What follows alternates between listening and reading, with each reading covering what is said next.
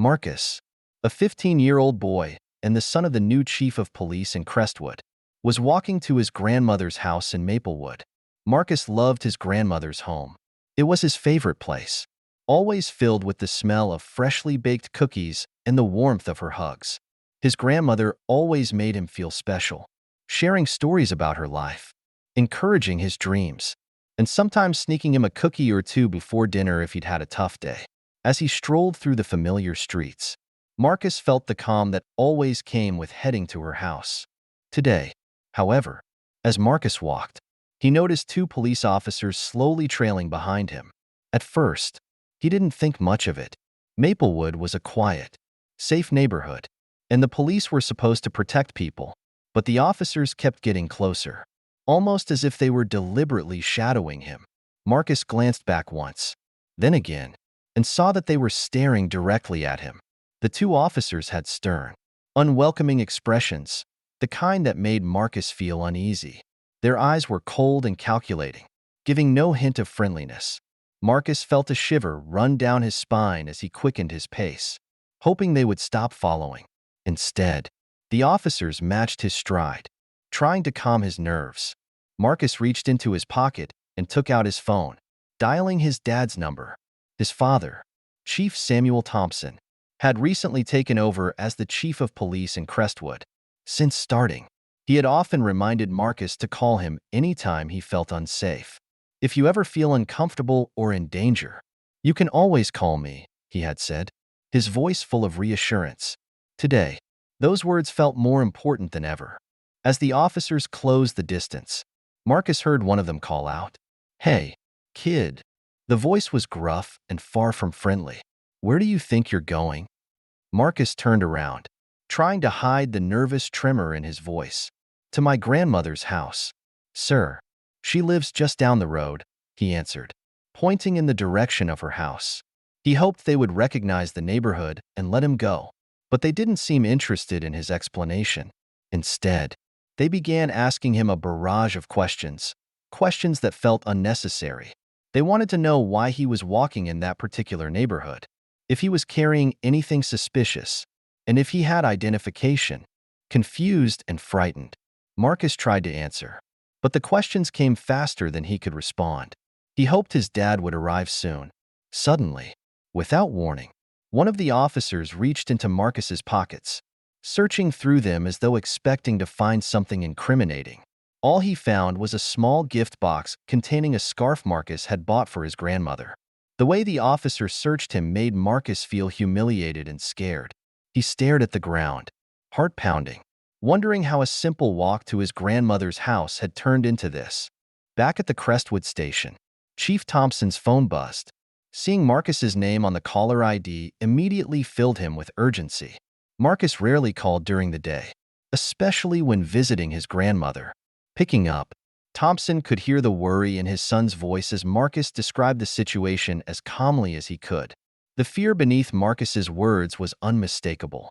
Without hesitation, Chief Thompson grabbed his keys and headed out, driving as fast as he could toward Maplewood, his mind racing with concern. Meanwhile, on the street corner, the two officers, Officer Reeves and Officer Duncan, continued their questioning. Officer Reeves loomed over Marcus, his face stern and unyielding. "Young man," he said coldly, "people like you shouldn't be wandering around here." His tone was heavy with accusation.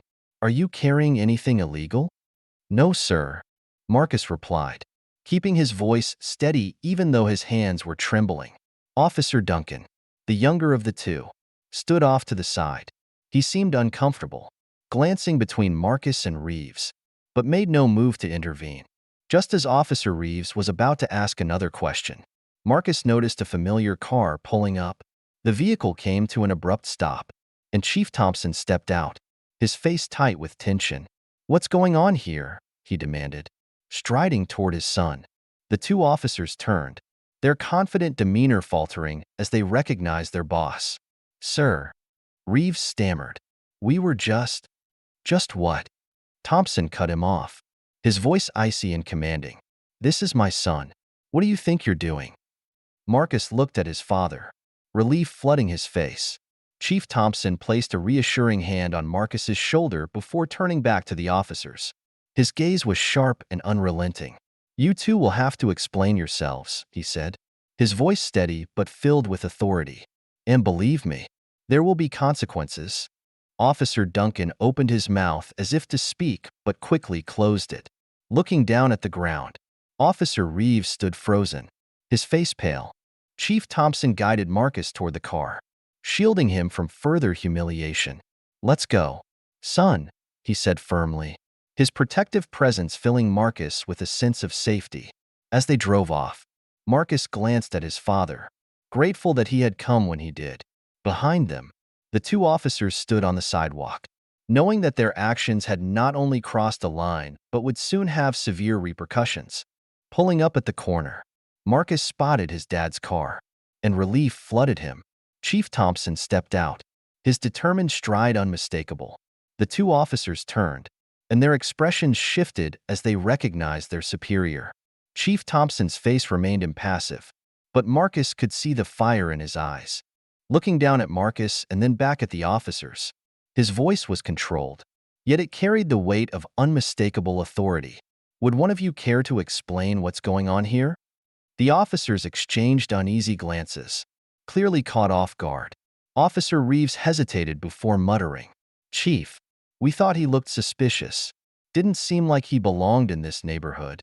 Chief Thompson's expression darkened, and though his tone remained calm, it now held an edge of anger. "Suspicious? You mean my son was suspicious in his own neighborhood? This is where his grandmother lives. And you're telling me you saw him as a threat?" Reeves stammered, "Sir, we didn't know he was your son." Chief Thompson stepped closer, his gaze locked on Reeves. "You didn't know because you didn't ask. Instead, you assumed." He spoke each word deliberately, and the weight of his tone left no room for argument. "Tell me, does a young boy walking to his grandmother's house really look like a threat to you?" Both officers stood in uncomfortable silence under his piercing gaze. Finally, Officer Duncan, who had been looking at the ground, muttered, "I'm sorry, sir. We made a mistake." "A mistake?" Chief Thompson repeated, his voice heavy with disappointment. "This isn't just a mistake. It's a failure to treat people with the respect and dignity they deserve." He glanced at Marcus, then back at the officers. "As police officers, our duty is to protect this community. You both crossed the line today, and there will be consequences." The officers nodded, remorse evident in their expressions. Chief Thompson placed a reassuring hand on Marcus's shoulder. "Come on, son," he said, guiding him back to the car. As they walked away, Marcus felt a mix of relief and pride in his father. Justice had been served, and the officers had learned a lesson they wouldn't soon forget. Yet, as they drove home, he couldn't shake the unsettling thought that this kind of experience wasn't unique. If it had happened to him, how many others had been treated the same way? Later that evening, the family gathered around the dinner table. Marcus's mother, Ellen, listened intently as her husband recounted the afternoon's events, her face clouded with worry. As they finished eating, she placed a gentle hand on Marcus's shoulder. "Marcus, honey, I'm so sorry you had to go through that," she said softly. "You did nothing wrong." Marcus nodded, but the confusion and anger lingered. "Mom, Dad," he asked hesitantly, "why do people see me as a threat? I was just going to Grandma's. But those officers acted like I was doing something wrong just for being there." Chief Thompson took a deep breath. "Marcus, sometimes people make judgments based on their own fears and biases rather than seeing who someone truly is. It's wrong, and it's something I'm working to change in the department." He paused, looking at his son with a mix of pride and sadness. "I want you to know, though, that you don't have to accept being treated that way. Your voice matters, and speaking out about these experiences can help make things better for others." Marcus looked down at his hands, a whirlwind of emotions passing through him. "Dad, do you think I should tell people what happened?" Chief Thompson nodded thoughtfully. "I do, son, if you feel comfortable with it. Sharing your story can help others see the reality of these experiences. It's one way to bring about change." That night, as Marcus lay in bed staring at the ceiling, He thought about his dad's words. Speaking out would mean reliving those moments of fear and humiliation, but it might also help others. After a long while, he made up his mind. The next day, with his father's encouragement, Marcus shared his story at school. He spoke honestly about what had happened and how it made him feel. His friends listened, some surprised, others nodding with understanding. News of the incident spread through the community, sparking conversations about fairness, accountability, and respect. Over the following weeks, Chief Thompson implemented new training protocols within the department, focusing on empathy, community relationships, and the importance of unbiased policing. Marcus's story became a powerful example of why these changes were necessary. Months later, Marcus still visited his grandmother in Maplewood. Now, he walked with his head held high, knowing that his experience had helped make Crestwood a better place for everyone.